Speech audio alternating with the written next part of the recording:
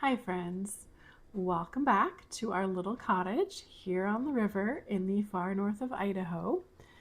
So in this video, I'm going to share with you a tutorial on how to make a simple but delicious loaf of sourdough bread. And this is the recipe that I learned how to make sourdough bread with. And I have made this recipe many times over the last 5 or so years that I've been making sourdough. So if anyone were to ask me what is a good beginner recipe for sourdough, I would say this one. Now I'm not sharing with you how to make a starter. I still have never actually made my own starter before. I've always gotten it from someone else. So that's something I still need to learn how to do, how to make my own starter. So you are going to have a starter already, and I recommend feeding your starter at least 4 to 6 hours or the night before you're going to make this recipe. So I typically feed my starter the night before, and when I wake up in the morning, it is delightfully bubbly and ready to go. So, and I always put it on top of my fridge. That's the warmest spot in the kitchen, unless it's a very, like if we're in the middle of summer and it's very hot, then I might not put it on top of the fridge.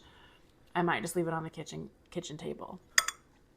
But that being said, feed your starter the night before. And a good rule of thumb when you're beginning with sourdough and you're feeding your starter is to just feed it a 50-50 ratio, a 1-to-1. So if you're going to add, let's say, a 1/4 cup of flour to your starter, then add a 1/4 cup of water for feeding it. So, that's a very simple way to learn how to feed your starter by doing, if you're going to do a cup of flour, do a cup of water. Now, over the years that I've been doing sourdough, I don't measure anymore when I feed my starter. I just eyeball it, and I know the consistency that I want and that I'm looking for. So, but if you're starting out, that's a good rule of thumb to follow, is 1 part flour to 1 part water when you're feeding your starter. So the night before you want to start your bread, you're going to want to feed your starter. The next morning, you should have a nice bubbly starter going.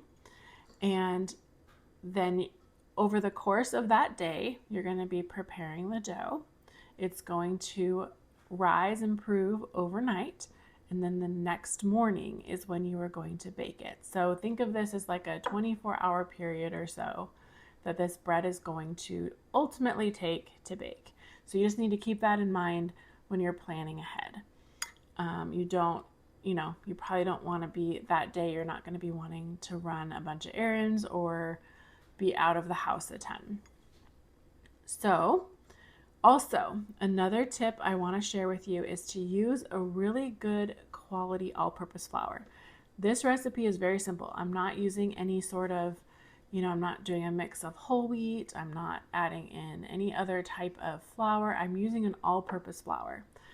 That being said, though, you want to use a good quality all-purpose flour. You want to use an all-purpose flour that has a nice high protein content. You can use, it's fine. If all you can get is a generic all-purpose flour, it's okay. You can still make bread with it. You might not get as good of a rise. Your sourdough starter might not grow and be as bubbly. But you can still absolutely do this with a generic all-purpose flour. But if you can, find a good quality one. I get one from Costco. It's their all-purpose flour. It's a hard red wheat, and that's all it is. And it's ground up to be an all-purpose flour. It's not enriched, so they don't take anything out of it and then put anything back in. It's literally just the hard red wheat that has been ground into all-purpose flour. And it has an awesome protein content, and so that's the one that I use. Okay, so before we jump into the tutorial, if you have not already subscribed to my channel, if you could hit that subscribe button, I would greatly appreciate it. Also, if you do try this recipe, make sure to leave me a comment in the comments below and give me some feedback. I love it when people try my recipes and give me feedback. Okay, let's jump in to making a delicious rustic loaf of sourdough bread. So to start this recipe, you are going to need a nice big mixing bowl and a kitchen scale. And you can't see the kitchen scale under the bowl here, but there is one. And I have it set to grams. And so to the bowl, you're going to add 125 grams of your active bubbly sourdough starter. And then to that, you're going to add 735 grams of lukewarm water. And you don't want it to be hot, but you also don't want it to be freezing cold either. So nice lukewarm water.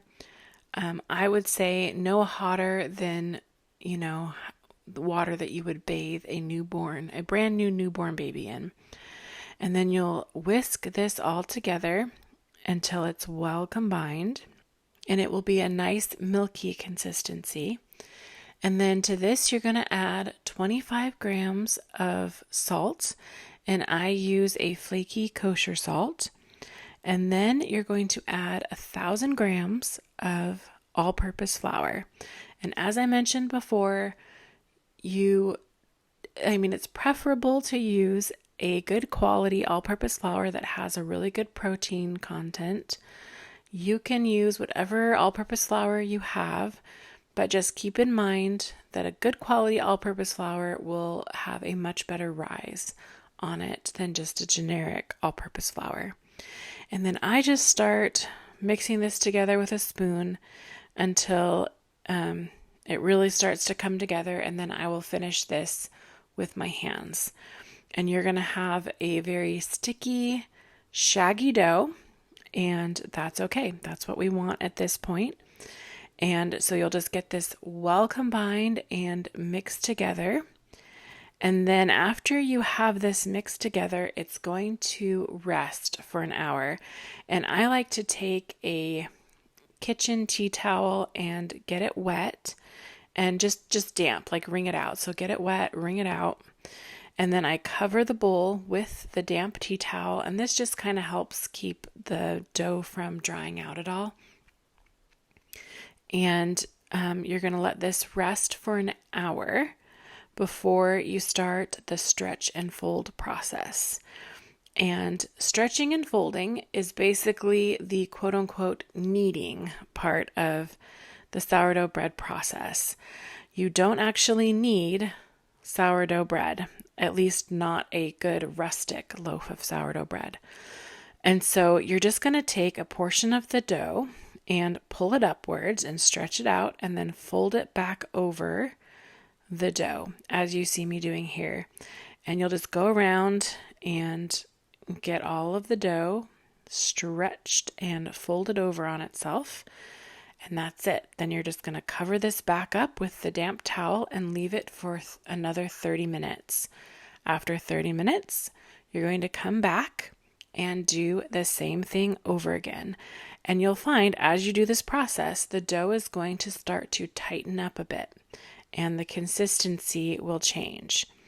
And you're going to do this stretch and fold process 4 times. So over the course of 2 hours, you're going to do a series of 4 stretch and folds. And as I said, you will start to see the consistency of the dough changing. And you can kind of see here in my videos, you'll see it tightening up. And yeah, so after you've done your stretch and folds, you're going to cover the dough back up with the damp towel, and you're going to put it in a warm spot in your kitchen. Now, depending on the time of year, if it's winter time, you might need to put it on top of your fridge. Or if it's summertime and it's really, really warm, you might not want to put it on top of your fridge. You might just want to put it on your kitchen table.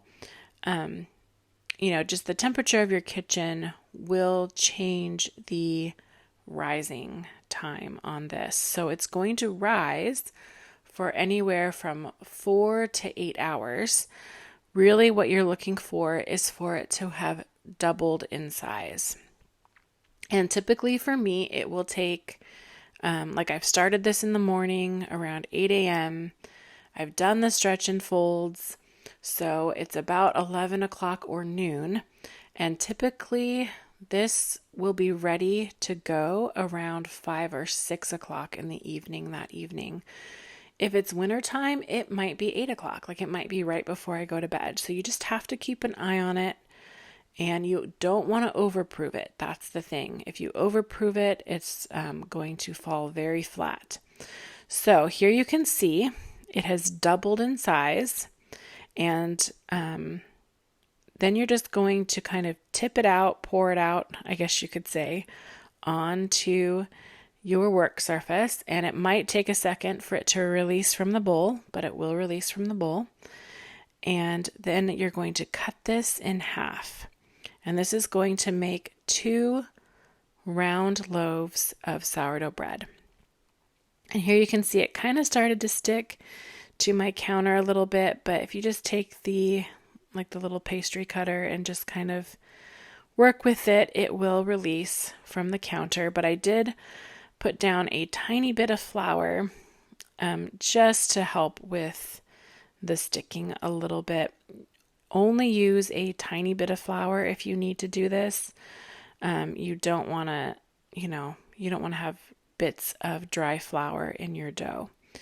So here I'm just carefully working with the dough. You don't want to press the air out. All of the air that has formed from the fermenting process, you want to keep that. So you're not punching down the dough like you would when you're making a yeasted bread dough. You want to keep the air in. So here you just kind of gently form it into a round loaf shape, and using your hands, you kind of pull it across the counter, and this creates tension across the surface of the loaf and keeps the air in. So here you can see I'm just gently doing this motion of tucking things under and pulling them across the counter. And then here I'm putting this into my prepared sourdough basket. And you don't have to have a sourdough proving basket. I have not had a sourdough proving basket for very long. I used to just use mixing bowls, and I would just take a mixing bowl, put the tea towel in it, dust it with a little bit of flour, and use that as my proving bowl.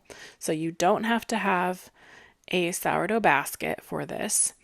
And you'll want to line, if you're using a bowl or a basket, line it with a tea towel and dust it with a little bit of flour.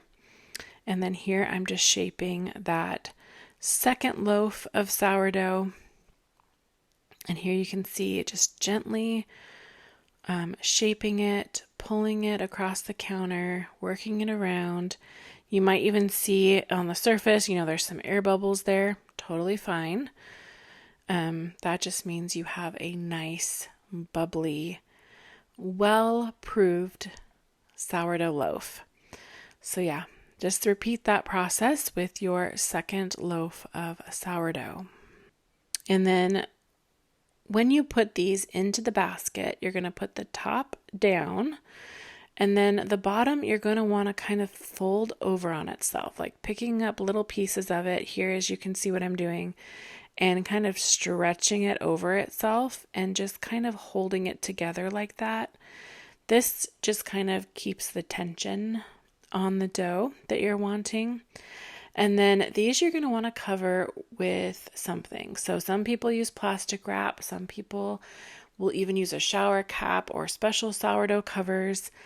I simply use plastic wrap. That's always what I've used. And so I just take a layer of plastic wrap and put it over the top. And then I take another piece of plastic wrap that I've kind of squished together into, I don't know, you call it a string of plastic wrap. You'll see me doing it here in a second.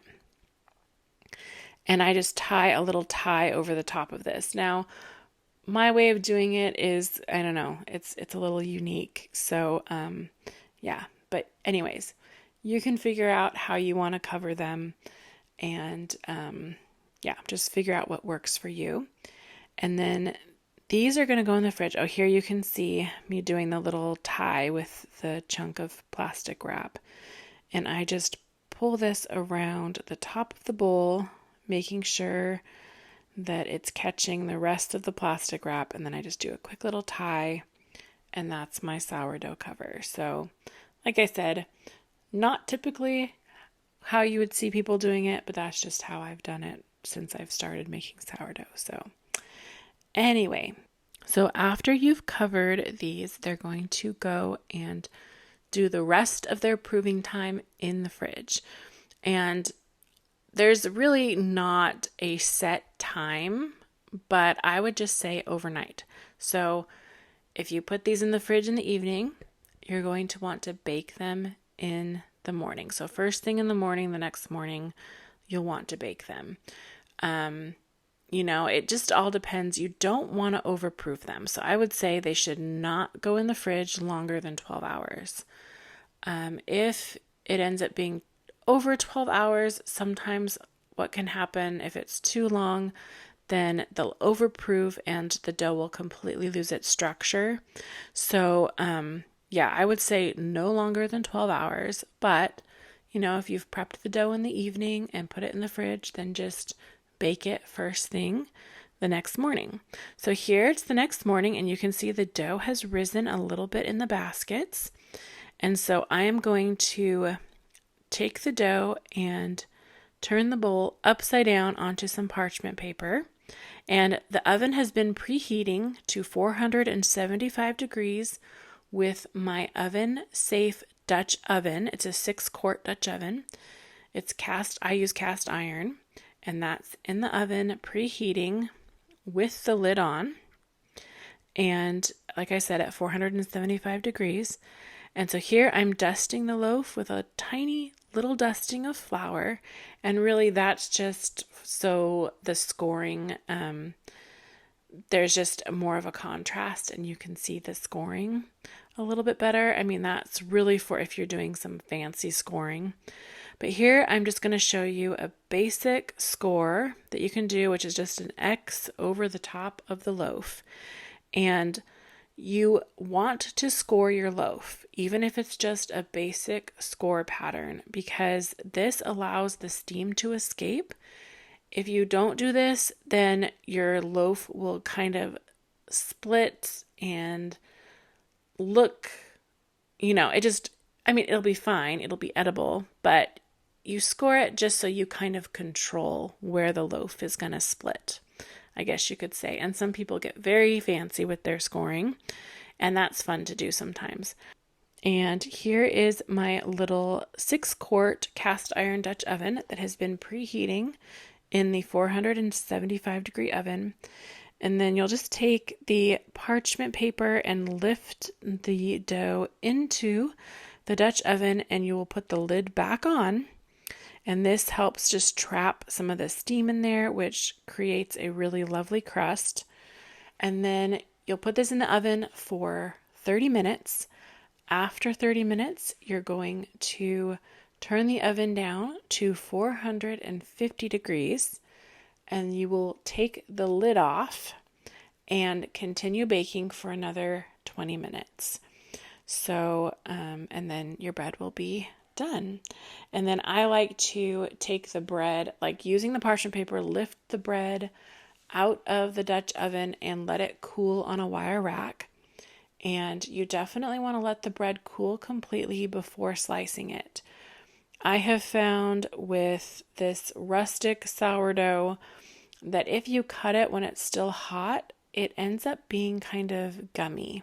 I'm not sure why that is, but that is just what I found, and other people have said the same thing. So definitely wait until the bread has cooled completely before slicing. So I will have the full recipe over on my blog, homespunannie.com, and I will also have it linked in the description box below. I really hope that you enjoyed this video. I hope that you will give this recipe a try. If you enjoyed it, please give it a like, subscribe to my channel if you haven't already, share with someone else you think would enjoy it, and I will talk to you guys in the next video.